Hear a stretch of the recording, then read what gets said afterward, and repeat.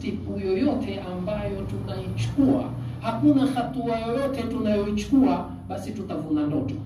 Hatuwezi kuvuna natija, kwa sababu natija inafuata man talaba al-ula sahara layali.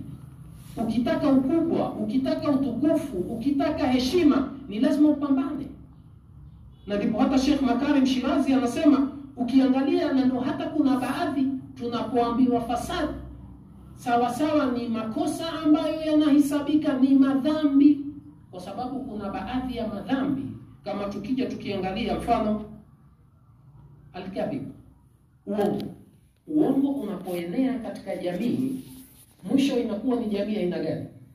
Jamii kila mmoja hamwamini mwenzake. Ni jamii, ni umma, utakuta hakuna tena uaminifu. Mtu akizungumza utamsikia, chana naye huyu muongo. Uaminifu kwa wapi?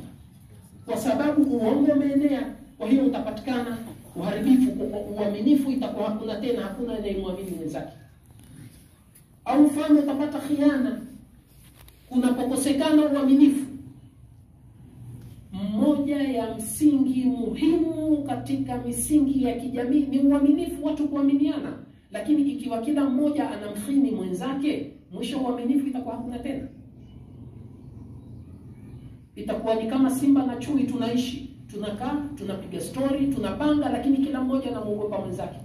Kila mmoja anaingia kwa mlango wa nyuma. Tunakaa, tunazungumza kwa pamoja, tunaelewana kwa pamoja, tuchukue hatua ya pamoja ili tufikie natija ya umma kama umma, ya jamii kama jamii. Lakini utakuta kila mmoja anapoondoka anakwenda mwenyewe na stepu zake mwenyewe. Kwa sababu gani? Kila mmoja hamwamini mwenzake. Kwa hiyo natija inakuwa msingi muhimu katika msingi ya jamii unavunjika. Inakuwa kila